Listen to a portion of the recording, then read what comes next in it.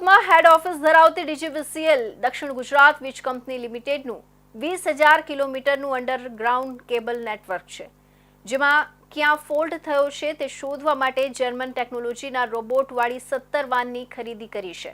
એક વાનની કિંમત અંદાજે 1,82,00,000 રૂપિયા છે.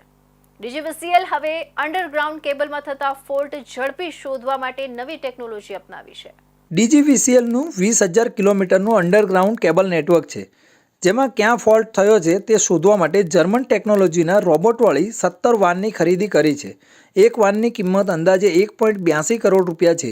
ડીજીવીસીએલ હવે અંડરગ્રાઉન્ડ કેબલમાં થતા ફોલ્ટ ઝડપી શોધવા માટે નવી ટેકનોલોજી અપનાવી છે. કંપનીએ ખાસ ફોલ્ટ ડિટેક્શનની વાન ખરીદી છે.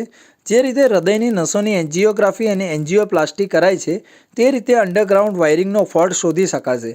ડીજીવીસીએલે 30.94 કરોડના ખર્ચે કુલ 17 ફોલ્ટ ડિટેક્શન વાન ખરીદી છે, જે હવે દક્ષિણ ગુજરાતના વિવિધ વિસ્તારોમાં કાર્યરત થશે. આ વાનમાં જર્મન ટેકનોલોજીથી સુસજ્જ મશીન લગાડવામાં આવ્યું છે, જે અંડરગ્રાઉન્ડ વાયરોમાં ફોલ્ટ કયા સ્થળે, કેટલા ઊંડાણે અને કેટલા વિસ્તાર સુધી થયો છે તે જાણી શકે છે. વાસ્તવમાં આ ટેકનોલોજી કરંટ મોકલી જોઈ શકે છે કે ફોલ્ટ કયા સ્થળે અટકી રહ્યો છે, જેને વીજ વિભાગ કેબલનું એક્સરે કહી શકાય છે. રાંદેર, પીપલોદ, ઇન્ડસ્ટ્રીયલ, અર્બનમાં વાન કાર્યરત થઈ ગઈ છે. MM Patel, additional chief engineer, corporate office, Surat. અત્યારે ડીજીવીસીએલમાં અંડરગ્રાઉન્ડ કેબલની કામગીરી બધા જ વિસ્તારોમાં મોટા પાયે ચાલી રહેલી છે. એટલે એમાં ફોલ્ટ શોધવા માટે અમે ડિવિઝનમાં બધે જ આપવા માટે વેન ખરીદી માટેનું આયોજન કરેલું હતું અને એના ભાગરૂપે 17 વેન ખરીદી અને બધી આવી ગઈ છે. એ જે વેનનું ખાસિયત એવી છે કે તમને અંડરગ્રાઉન્ડ કેબલનું ફોલ્ટનું લોકેશન એક્ઝેક્ટ શોધી આપે છે કે અહીંયાથી આટલા અંતરે, આટલી ઊંડાઈએ, અને અમે જે પ્રેક્ટિકલ ટેન્ડર વખતે જે કરેલા એમાં એ જ રીતે અમે જોયું પણ છે. આ અત્યારે કેટલી વેન ક્યાં ક્યાં ફાળવવામાં આવી? આ ટોટલ 17 વેન છે. એમાં ડીજીવીસીએલના 22 ડિવિઝન છે. 22 માંથી 17 ડિવિઝનને આપવાની છે અને એક અમારી પાસે ઓલરેડી 2017માં પરચેસ કરેલી હતી, જે પીપલોદમાં વપરાતી હતી. એટલે એ જૂની વેનને અમે પીપલોદને નવી આપી અને જૂનીને ધરમપુર ટ્રાન્સફર કરી છે કે જ્યાં અંડરગ્રાઉન્ડ કેબલ ઓછા છે, એટલે જૂની ત્યાં ચાલે. એટલે વલસાડમાં એક જૂની અને 4 નવી. એટલે વલસાડ એટલે સર્કલ અમારું કહેવાય, એટલે નવસારી જિલ્લો પણ એમાં આવે અને ડાંગ જિલ્લો પણ આવે.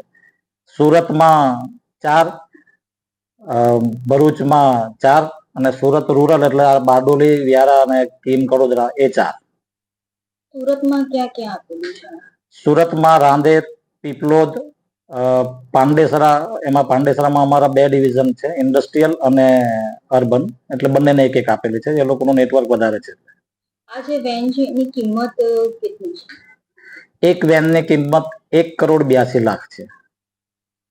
અને એમાંથી 1,82,00,000 માંથી મેઇન જે ઇન્સ્ટ્રુમેન્ટ છે એ 1,10,00,000 જેવું મેગર કંપનીનું એની કિંમત છે, જે મેઇન કેબલ ફોલ્ટ શોધવા માટે.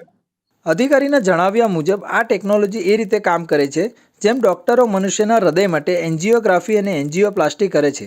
તફાવત એટલો છે કે અહીં વીજ લાઇનની નસો તપાસાય છે. સુરત સર્કલમાં આ પૈકી 4 વાન કાર્યરત છે. રાંદેર, પીપલોદ, ઇન્ડસ્ટ્રીયલ અને અર્બન વિસ્તારોમાં છે. રૂરલમાં કડોદરા, બારડોલી અને વ્યારામાં પણ 4 વાન કાર્યરત છે. ટેકનિકલ ખામીને લીધે અનેકવાર ફ્લાઇટ મોડી કે રદ કરવાની ફરજ પડતી હોય છે, ત્યારે આવો જ કિસ્સો સુરત એરપોર્ટ પર બન્યો છે. સુરતથી ગોવા જતી ફ્લાઇટમાં ટેકનિકલ